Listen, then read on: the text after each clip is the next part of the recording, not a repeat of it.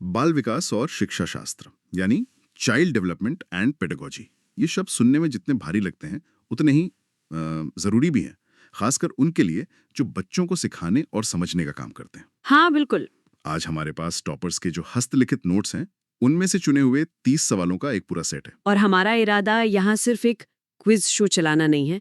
हम इन सवालों को मतलब एक नक्शे की तरह इस्तेमाल करेंगे, एक ऐसा नक्शा जो हमें एक बच्चे के मन की दुनिया की यात्रा पर ले जाएगा। सही बात है। हम न सिर्फ जवाब जानेंगे बल्कि उस जवाब के पीछे छिपी वजह, उसकी गहराई तक पहुंचेंगे। बिल्कुल। तो आज का मिशन है इन सवालों के धागों से बाल मनोविज्ञान की एक पूरी तस्वीर बुनना। एक तरह से ये एक रैपिड रिवीजन यात्रा होगी। चलिए इस ज्ञान की परतें खोलते हैं। तो इस यात्रा की शुरुआत कहाँ से होती है? इन नोट्स का सबसे पहला सवाल ही विकास की प्रकृति के बारे में है। ये पूछता है कि विकास यानी डेवलपमेंट आखिर है क्या? क्या ये रुक रुक कर होता है? ये एक बहुत ही बुनियादी लेकिन गहरा सवाल है। इसका जवाब है कि विकास एक निरंतर चलने वाली प्रक्रिया है। अच्छा। मतलब ये गर्भ से शुरू होती है और जीवन के अंत तक, मृत्यु तक चलती रहती है। हाँ, ये हो सकता है कि रफ्तार बदल जाए। रफ्तार कम ज्यादा होती है। हाँ, शैशवावस्था में बहुत तेज होती है, बाद में थोड़ी धीमी पड़ जाती है, लेकिन रुकती कभी नहीं है। ये एक बहती हुई नदी की तरह है, झरना नहीं। नदी का उदाहरण बहुत अच्छा है। और अगर ये एक नदी है तो क्या इसका कोई तय रास्ता होता है? इन नोट्स में एक बहुत दिलचस्प सिद्धांत का जिक्र है, शिरोपुच्छीय सिद्धांत। सेफेलोकॉडल। हाँ, नाम भले ही जटिल हो पर इसका मतलब बहुत सरल है। शिरो यानी सिर और पुच्छ्य मतलब कह सकते हैं पैर की तरफ। सिर से पैर की ओर। बिल्कुल। ये सिद्धांत कहता है कि शारीरिक विकास हमेशा एक तय दिशा में होता है, सिर से पैर की ओर। आप किसी भी नवजात शिशु को देखिए। हाँ। वो सबसे पहले अपने सिर पर नियंत्रण करना सीखता है, फिर गर्दन संभालता है, उसके बाद धड़ और हाथ, और सबसे आखिर में अपने पैरों पर खड़ा होता है। मतलब ये कभी उल्टा नहीं होता? कभी नहीं। ऐसा कभी नहीं होता कि कोई बच्चा चलने लगे और उसका अपने सिर पर नियंत्रण न हो। ये विकास का एक सार्वभौमिक नियम है। ये तो कमाल है। मतलब विकास का एक तय पैटर्न है। लेकिन यहीं पर एक और सवाल उठता है, अगर पैटर्न तय है तो क्या हम सबका विकास एक जैसा होता है? व्यक्तिगत विभिन्नता यानी इंडिविजुअल डिफरेंसेस का जिक्र क्यों आता है? और ये बाल विकास का शायद सबसे महत्वपूर्ण पहलू है। नहीं, हम सबका विकास एक जैसा बिल्कुल नहीं होता, और इसकी वजह सिर्फ हमारा माहौल या सिर्फ हमारे जीन्स नहीं है। तो फिर क्या है? बल्कि दोनों की आपसी क्रिया है। इसे समझने का एक बहुत ही सरल सूत्र है, H/E=D। हेरिडिटी का जब एनवायरनमेंट से गुणा होता है तब जाकर डेवलपमेंट होता है। अच्छा, मतलब एक बीज कितना भी अच्छा हो, अगर उसे सही मिट्टी और पानी ना मिले तो वो पेड़ नहीं बन सकता। बिल्कुल सही। और इन नोट्स में एक और बात साफ की गई है कि आनुवंशिकता को एक स्थिर स्टैटिक संरचना माना जाता है। हमें जो जेनेटिक कोड मिल गया वो बदल नहीं सकता। ठीक है। लेकिन उस कोड की अभिव्यक्ति कैसी होगी ये पूरी तरह से पर्यावरण पर निर्भर करता है। हमें कैसी परवरिश मिली, कैसा पोषण मिला, ये सारी चीजें मिलकर हमें वो बनाती हैं जो हम हैं। तो अगर हर बच्चे का विकास इतना अनूठा है तो इसका मतलब विकास की हर अवस्था में उन्हें अलग-अलग चुनौतियों का सामना भी करना पड़ता होगा। इन नोट्स में एक अवस्था का जिक्र है, तूफान और तनाव की अवस्था, स्टॉर्म एंड स्ट्रेस। हाँ, और ये शब्द स्टैनली हॉल ने किशोरावस्था यानी एडोलेसेंस के लिए इस्तेमाल किया था। लगभग 12 से 18 साल की उम्र सचमुच एक तूफान जैसी होती है। ऐसा क्यों? एक तरफ शरीर में तेजी से हार्मोनल बदलाव हो रहे होते हैं, दूसरी तरफ पहचान का संकट होता है।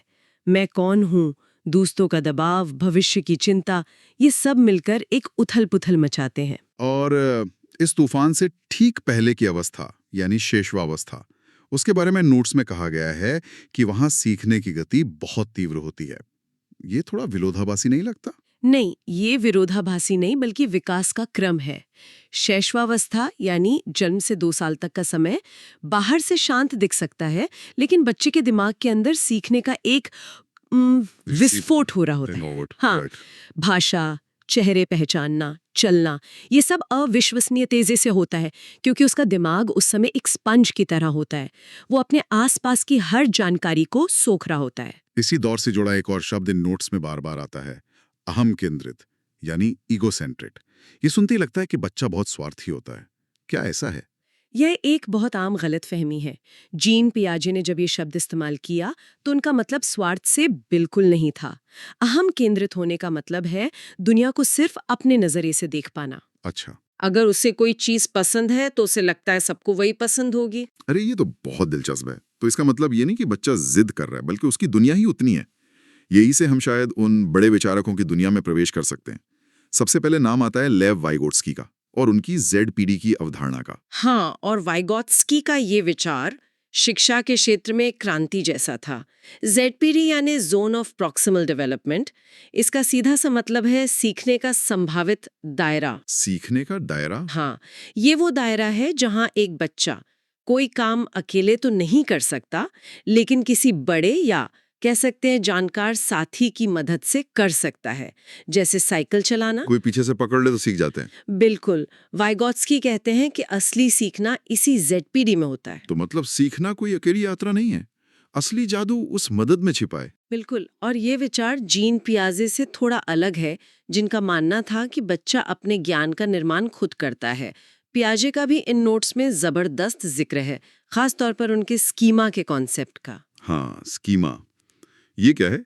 क्या ये दिमाग में कोई फाइल फोल्डर जैसा है? आप इसे बिल्कुल वैसा ही समझ सकते हैं।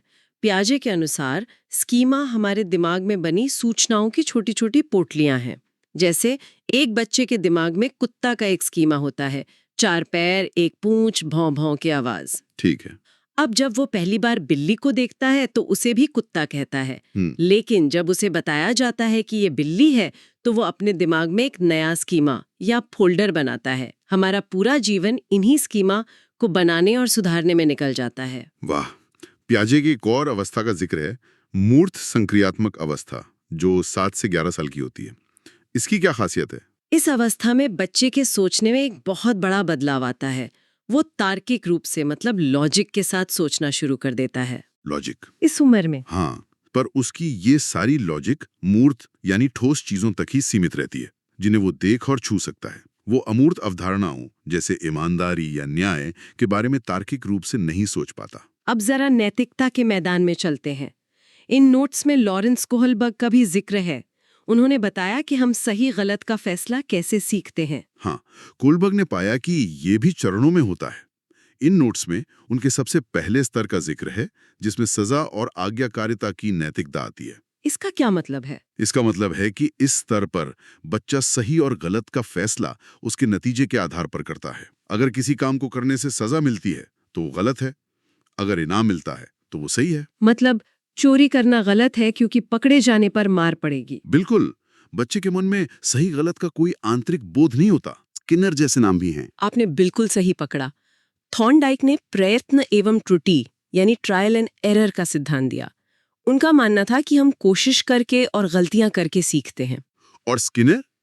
वहीं स्किनर ने क्रिया प्रसूत अनुबंधन की बात की, जिसमें उन्होंने पुनर्बलन यानी रीइंफोर्समेंट पर जोर दिया। उनका कहना था कि जिस व्यवहार के लिए इनाम मिलता है उस व्यवहार के दोहराए जाने की संभावना बढ़ जाती है। तो एक कह रहा है गलतियों से सीखो और दूसरा कह रहा है इनाम के लिए सीखो। और इसी भीड़ में एक और विचारक हैं हार्वर्ड गार्डनर, जो बुद्धि के पूरे विचार को ही चुनौती दे रहे हैं। गार्डनर का सिद्धांत तो शिक्षा में एक और धमाका था। उन्होंने कहा कि बुद्धि को एक चीज नहीं है जिसे IQ टेस्ट से नापा जा सके, बल्कि बुद्धि कई प्रकार की होती है। कई प्रकार की? जैसे? कोई संगीत में अच्छा हो सकता है, कोई खेल कूद में, कोई लोगों को समझने में। उनका कहना था कि हमारा एजुकेशन सिस्टम सिर्फ भाषाई और तार्किक बुद्धि को ही महत्व देता है। ये तो हर शिक्षक और माता पिता को सुनना चाहिए। अब इन सभी सिद्धांतों को क्लासरूम में लेके चलते हैं। इन नोट्स में समावेशी शिक्षा यानी इंक्लूसिव एजुकेशन पर बहुत जोर दिया गया है। इसका असली मकसद क्या है? इसका एक ही मकसद है, सभी बच्चों को समान अवसर देना। समावेशी शिक्षा कहती है कि शिक्षा व्यवस्था को बच्चे के लिए बदलना होगा, न कि बच्चे को व्यवस्था के लिए। मतलब एक ही कक्षा में हर तरह के बच्चे एक साथ पढ़ेंगे? हाँ, चाहे कोई शारीरिक रूप से अक्षम हो, किसी को सीखने में कठिनाई हो या कोई बहुत प्रतिभाशाली हो। यह विविधता को एक समस्या नहीं बल्कि एक संसाधन मानती है। और जब हम विविधता की बात करते हैं तो हमें डिस्लेक्सिया जैसी चुनौतियों को भी समझना होगा। ये असल में है क्या? डिस्लेक्सिया पढ़ने से जुड़ी एक सीखने की अक्षमता है। इसमें बच्चे को अक्षरों को पहचानने, शब्दों को जोड़ने में बहुत मुश्किल होती है। और सबसे बड़ी गलतफहमी क्या है इसे लेकर? यही कि लोग इसे बच्चे की बुद्धिमानी या मेहनत की कमी से जोड़ देते हैं, जबकि इसका बुद्धि से कोई लेना देना नहीं है। इन सब बातों को ध्यान में रखते हुए आज के दौर में एक शिक्षक की भूमिका क्या होनी चाहिए? नोट्स में कई विकल्प हैं, तानाशाह, सत्तावादी। और सही जवाब है सुविधादाता, फैसिलिटेटर। ये शब्द बहुत महत्वपूर्ण है। आधुनिक शिक्षा में शिक्षक ज्ञान का स्रोत नहीं है, बल्कि सीखने की प्रक्रिया का सहायक है। मतलब उसका काम जानकारी भरना नहीं है? नहीं, उसका काम ऐसा माहौल बनाना है जहां बच्चे खुद सवाल पूछें, खोज करें और अपने ज्ञान का निर्माण करें। वो एक गाइड है, बॉस नहीं। ये बात सीधे तौर पर आकलन यानी असेसमेंट से भी जुड़ती है। इन नोट्स का आखिरी सवाल इसी पर है कि आकलन का मुख्य उद्देश्य क्या होना चाहिए? इसका उद्देश्य सीखने में आई कमी को समझना और उसे दूर करना है। असेसमेंट एक आईने की तरह होना चाहिए जो शिक्षक और छात्र दोनों को दिखाए कि सीखने की प्रक्रिया में कहाँ गैप रह गया है। मतलब बच्चों को फेल या पास का ठप्पा लगाना नहीं है? बिल्कुल नहीं। ये एक डायग्नोस्टिक टूल है, हथियार नहीं। और इस पूरी चर्चा के अंत में एक बहुत जरूरी तथ्य जिसका जिक्र नोट्स में है, शिक्षा का अधिकार अधिनियम RTE भारत में कब लागू हुआ? ये अधिनियम 1 अप्रैल 2010 को लागू हुआ। ये भारत के इतिहास में एक मील का पत्थर है। इसने 6 से 14 साल के हर बच्चे के लिए मुफ्त और अनिवार्य शिक्षा को एक मौलिक अधिकार बना दिया। तो आज इन 30 सवालों के सहारे हमने बाल विकास के कुछ मुख्य स्तंभों को समझा। हमने देखा कि विकास एक निरंतर प्रक्रिया है। अलग अलग अवस्थाओं की अपनी पहचान है, चाहे वो किशोरावस्था का तूफान हो या शैशवावस्था की तेज सीखने की गति। हमने ये भी जाना कि पियाजे, वाइगोत्स्की, कोहलबर्ग जैसे मनोवैज्ञानिकों ने हमें सीखने को समझने के लिए अलग अलग चश्मे दिए हैं। और अंत में हमने ये समझा कि आधुनिक शिक्षा का दिल एक सुविधादाता शिक्षक और एक समावेशी कक्षा है, जहां आकलन का मकसद सुधार करना हो, न कि सजा देना। बिल्कुल। ये सभी सिद्धांत मिलकर हमें ये समझने में मदद करते हैं कि एक बच्चा कैसे सीखता है, कैसे सोचता है और दुनिया को कैसे देखता है। और यहीं पर मैं आज की चर्चा को एक सवाल के साथ छोड़ना चाहता हूं। इन सभी मानवीय सिद्धांतों को जानने के बाद सोचने वाली बात यह है कि आर्टिफिशियल इंटेलिजेंस और तकनीक के इस दौर में क्या बच्चों के सीखने और सिखाने के ये बुनियादी नियम बदल रहे हैं, या फिर ये सिद्धांत आज पहले से कहीं ज्यादा जरूरी हो गए हैं?